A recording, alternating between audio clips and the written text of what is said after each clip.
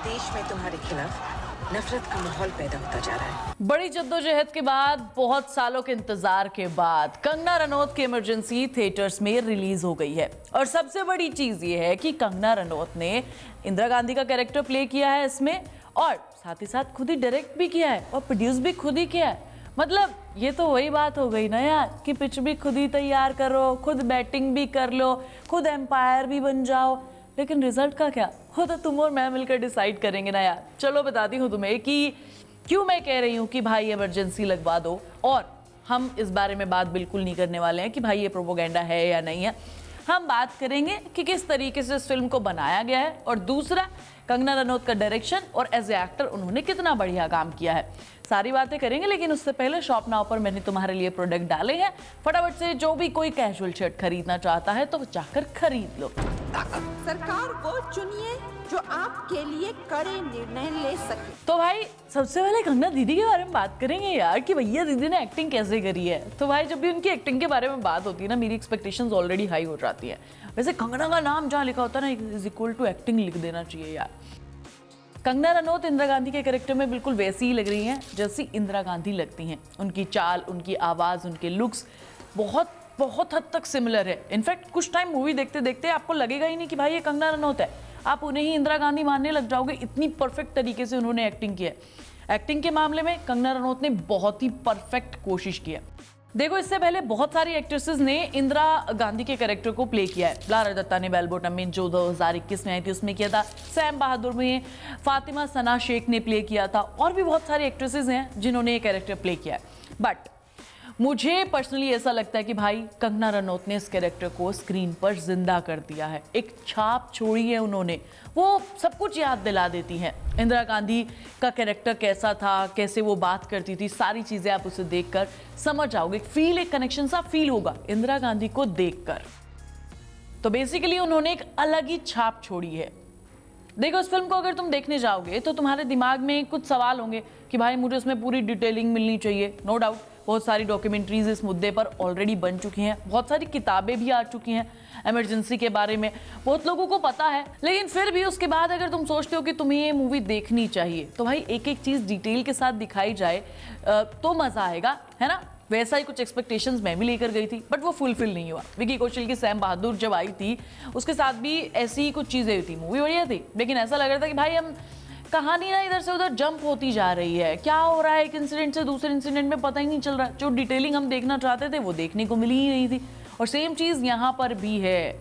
एक सीन में इंदिरा गांधी सत्ता को बचाने के लिए कुछ प्लान कर रही होती है, और अगले सीन में भाई एकदम जज्बात बदल जाते हैं। संजय गांधी अपना पॉलिटिकल एजेंडा सेट करने लग जाते हैं। मतलब पूरा मामला कट पेस्ट और आगे बढ़ गया जैसा लगता है। एक डॉक्यूमेंट्री ज़्यादा और मूवी कम लग रही थी मुझे। सबसे बड़ी चीज़ ये है कि जितनी भी डॉक्यूमेंट्रीज आ चुकी हैं उसमें से कहीं ज़्यादा दिखा दिया गया है भाई। इनमें से कुछ आपको यहाँ पर कुछ भी नया देखने को नहीं मिलेगा। अगर तुम ये सारी एक्सपेक्टेशंस लेकर जा रहे हो तो प्लीज़ मत जाना देखने के लिए। भाई मूवी ऐसी लगती है जैसे स्कूल में किसी बोरिंग लेक्चर को चला दिया है, ज़बरदस्ती 2 घंटा 30 मिनट तक खींच दिया गया है। और इंदिरा गांधी और उनके बेटे संजय गांधी पर इतना ज़्यादा फोकस किया गया, इतना ज़्यादा फोकस किया गया कि बाकी के कैरेक्टर्स ना शोपीस जैसे लगते हैं। मतलब इतना स्क्रीन टाइम दे दिया है संजय गांधी को, तो मुझे लगा था कि भाई कंगना दीदी को दिखाओ। कंगना दीदी अपनी मूवी में अपने आप को ही दिखाना भूल गई हैं। उनका पूरा फोकस सिर्फ संजय गांधी पर था। भाई डायरेक्शन के मामले में तो कंगना दीदी ना निराश कर गई है मुझे। 0 तो नहीं, मैं 10-15 नंबर दे दूंगी 100 में से, क्या कहते हो? देखो यार, मैंने तो सोचा था कि कंगना दीदी हमारे आने वाली जनरेशन के लिए एक ऐसा फिल्म बना रही है, एक ऐसा डॉक्यूमेंट बना रही है कि भैया जिन्हें इमरजेंसी के बारे में नहीं पता वो इसे देख लो, उन्हें सब कुछ पता चल जाएगा। लेकिन यार यहाँ पर कुछ वैसी चीज़ें एग्जीक्यूट होती नहीं दिखी है। और कंगना के अलावा जो बाकी साइड कैरेक्टर्स हमें दिख रहे हैं उसमें सबसे बढ़िया काम यार मिलिंद सोमन ने किया है यार, सैम बहादुर। बट उसके साथ भी इन्होंने कचरा कर दिया। गाना गवाने की क्या ही जरूरत थी भैया। और इनके अलावा संजय गांधी का कैरेक्टर भी ठीक ठाक प्ले किया गया है, नो डाउट काफ़ी अच्छा उसे देखकर आपको लगेगा। बट एक परफॉर्मेंस जिससे मेरी आंखें एकदम, मैं सोच रही थी कि भाई मैं अंधी क्यों नहीं हो गई। अटल बिहारी वाजपेयी जी का कैरेक्टर प्ले किया है श्रेयस तलपड़े ने। और भाई ये कैरेक्टर में बिल्कुल फिट नहीं बैठते यार, बिल्कुल भी। बहुत डिसअपॉइंटमेंट हुआ है मुझे इसे देखकर। अनुपम खेर ने कुछ नया नहीं दिखाया, महिमा दीदी को तो दिखाया ही नहीं गया। भाई कब आई कब चली गई पता ही नहीं चला मूवी में।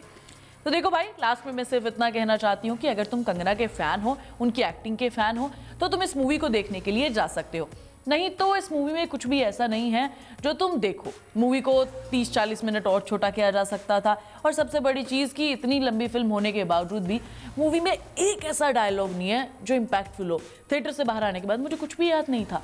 और इससे भी बड़ी चीज़, मूवी में जो ज़बरदस्ती के गाने घुसा रखे हैं उसकी ज़रूरत नहीं थी। मूवी का बैकग्राउंड म्यूजिक बहुत अनफिट था, लाउड है, जिसकी कोई नीड नहीं थी यार। देशभक्ति वाली चीज़ को जगाने के चक्कर में जो एक अलग से हाइप डाली गई है, सच में उसकी बिल्कुल नहीं नीड थी यार। ये फिल्म कंगना रनौत की सबसे बड़ी फिल्म हो सकती थी, लेकिन इन सब चीज़ों की वजह से एक एवरेज फिल्म बनकर रह जाएगी। कब आएगी कब चली जाएगी लोगों को पता नहीं चलेगा।